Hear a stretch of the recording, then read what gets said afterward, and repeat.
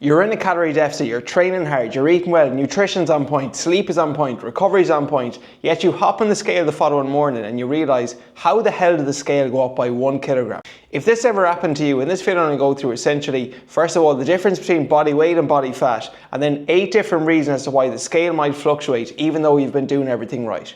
For anyone who doesn't know me, my name is Adrian Martin. I'm a full-time online health and fitness coach, and we help busy working professionals over the age of 30 drop body fat while maintaining muscle mass. So first of all, there's a big difference between body weight and body fat, okay? Body weight is literally just the number on the scale. This includes your fat, your muscle, your water, your food, and even your waste.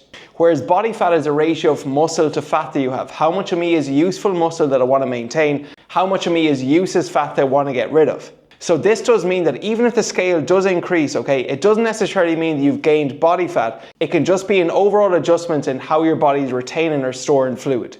Now, most people think that weight loss looks like this from one of our clients, Rob, okay? He started out at 115 kilos and every single week he religiously lost weight, okay? His most recent weight, he was down 90 kilos. Over the last 6 or 7 months, I don't think his weight really fluctuated once, okay? However, Rob has been really consistent, but for most people, what fat loss realistically looks like is one of our clients, Aiden here. So if you look at the screen there, you can see that his weight dropped, then it increased, then it dropped, and then it increased. But what you need to do is look at your body weight in an overall trend. Once it's going in the right direction, okay, over a weekly basis, that's going to be most important. This is why when we get our clients to check in with us, we'll ask them what their weekly average weight is, not what their daily weight is, because your weight can fluctuate for 8 different reasons which I'll go through, which is why it's much more accurate to get a weekly average rather than just a daily average. Now, you might be thinking, is tracking your weight every single day too obsessive? I'd actually argue it's the opposite.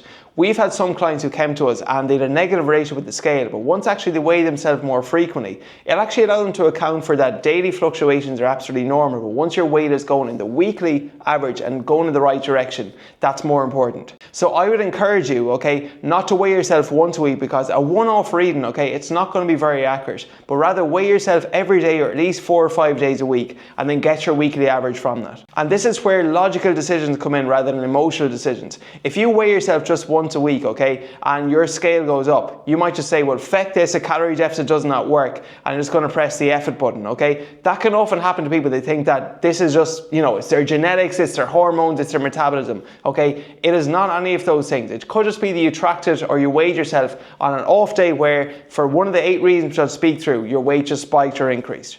However, tracking your weight more consistently will allow you to make logical decisions, okay? Just like with the stock market, okay? If Apple's stock decreased or if Amazon's stock decreased overnight, it doesn't mean that it's a bad stock. It could just be that a small fluctuation in the market. That's exactly what it is. So here are the top 8 reasons as to why your weight might fluctuate. Number 1 is just your overall water intake, okay? If you had more or less water yesterday, that's going to impact your scale weight today. Number 2 is that if you're a female and you're in your menstrual cycle, okay, your weight can increase by 1 or 2 kilos overnight, and that is completely normal. It's just the time of the month.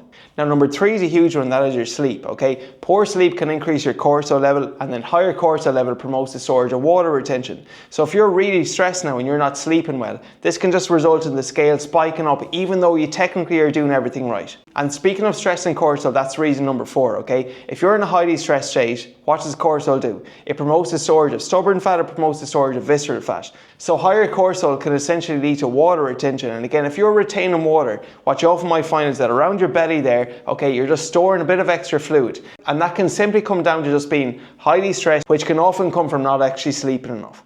Now, number 5 is a big one, and this is digestion, okay? So if you didn't use the bathroom in a while and then you weigh yourself, well, you're probably going to be carrying some extra weight. Also, when it comes to digestion, is that what I often find is that if I make some major adjustments to my diet, maybe I go for a restaurant or go for a meal out, the following day the scale can go up because some of those foods I might not be accustomed to eating on a daily basis. Now, number 6 is also a big one, that is your sodium or your salt intake. So sodium will retain and hold on to water. So if you had a lot of sodium or salt the day before, again, this can result in fluctuation in your scale weight. Now, number 7 is something we encourage our clients to stay away from as much as possible, and that is your alcohol intake. Again, this can cause daily fluctuations, it can cause inflammation in the gut, and it can also impact upon your sleep.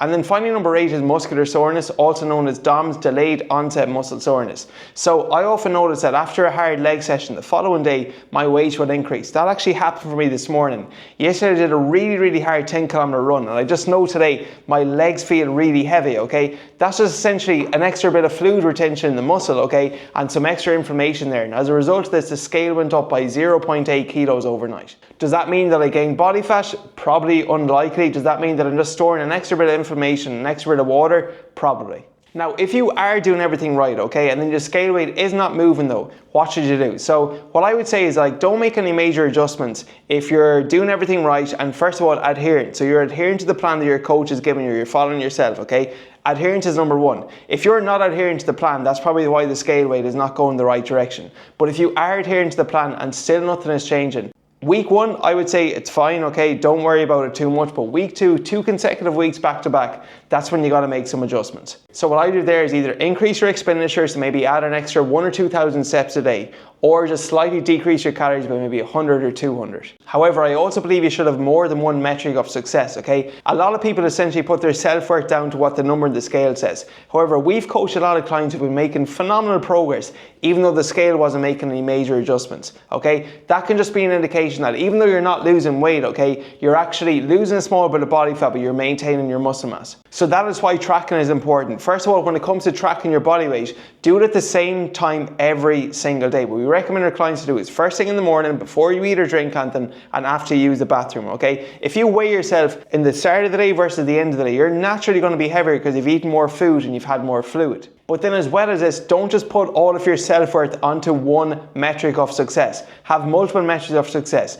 Are you getting stronger in the gym? Are your clothes fitting better? Has your energy levels increased? Has your sleep improved? All of these things are indication that you're going the right direction, even if the scale doesn't always show it. So if you've been stressing out over seeing the scale jump by over 1 kilo overnight, relax. Breathe, okay? That is not fat. That's just your body doing what it does, okay? And it's more likely just an adjustment in your fluids. Okay, so I hope this video helped, and if you need more support or assistance in getting lean while maintaining your muscle mass and dropping a bit of body fat, that's essentially what we offer with a one-to-one coaching, okay? You have a customized program, customized nutrition plan, and customized one-to-one coaching calls and check-ins to make sure you stay consistent, and we can account for any adjustments in your weight, which are completely normal. So if you need help with this, dropping the belly fat, increasing your confidence, click the link below to schedule a consultation call with me or a member of my team, and we can see if our coaching is a good fit for you. But that is all for this video. Please make sure you subscribe, and we'll catch you in the next one.